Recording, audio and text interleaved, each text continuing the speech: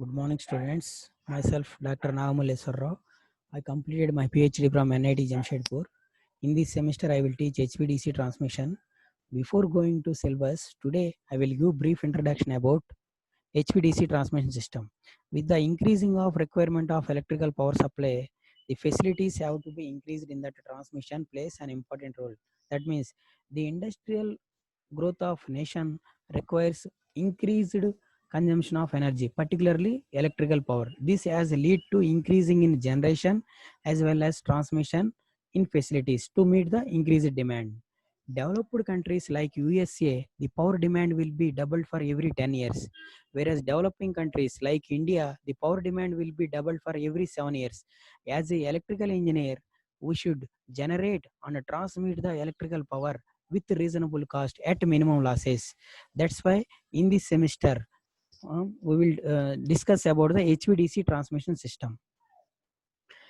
That's why HVDC transmission system plays very important role in transmission system or power system network. The first HVDC transmission line was established in 1954, which connects the Gotland and mainland in Sweden with a capacity of 20 megawatts and 100 kilovolts line. Whereas India, the first HVDC transmission line was established in 1990, where it from Uttar Pradesh to Delhi, from Rihand to Delhi, over a distance of 814 kilometers, with a capacity of 1500 megawatts and 500 kilowatts line. The HVDC transmission system has many advantages for the HVAC transmission system. HVDC means already in previous semester we all are studied HVDC. HV means high voltages, DC means direct current. Today well proven technology all over the world. It connects the HVDC transmission system connects the two different frequencies of AC supply system. That means I will discuss later. HVDC technology is used to transmit the electrical power over a long distances. Why? Because our power system network has been divided into three groups. One is generation, another one is transmission, and last one is distribution. In generation side, power plants has been installed. Transmission side, that generated power will be transmitted over a long distances by using transmission towers. On distribution side, factories, industries, and customers like us are adapted. Like now, why should we go for HVDC transmission system over the HVAC transmission system? In HVDC transmission system, losses are less while comparing to AC transmission system. Why? Because in previous semester in power system already we have studied skin effect. In AC transmission system, skin effect, proximity effect, and corona effect all are present in AC transmission system. That's why losses are very high in AC transmission system. In DC transmission system, only two conductors are required. One is for positive polarity, another one is for negative polarity. Whereas AC transmission system, three conductors are required.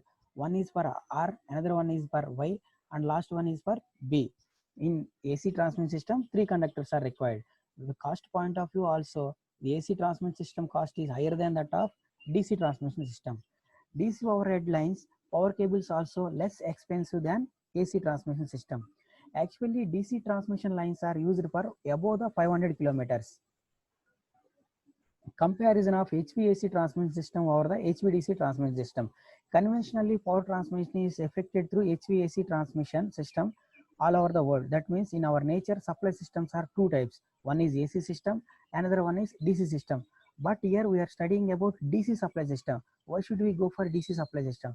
Why? Because losses are very low in DC transmission system.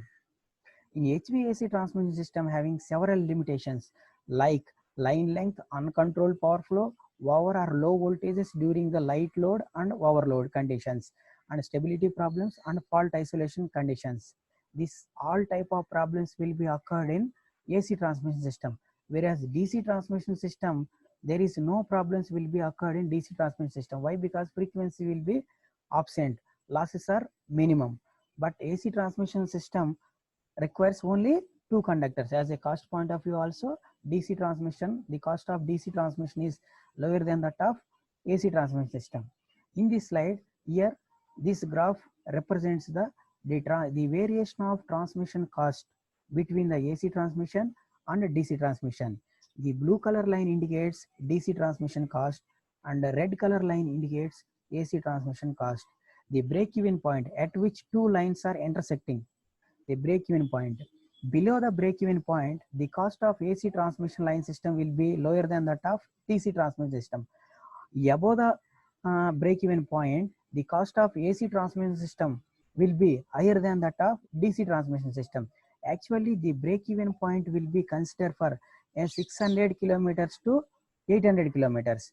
That's why the cost of a DC transmission system will be lower than that of AC transmission system. Here the simple layout of HVDC transmission system. As already studied, power system network has been divided into three groups: generation, transmission, and distribution. In generation side, power plants has been installed. Power plants means either conventional power plants or non-conventional power plants. Conventional power plants means thermal power plants and nuclear power plants and hydroelectric power plants, diesel power plants, etc., etc. Whereas non-conventional power plants means solar PV systems and windmills, biomass, tidal energy, etc., etc. Like that. In India, initially the generation voltage is always 11 kilovolts. Immediately that generation voltage will be step up to 400 kV by means of step up transformer.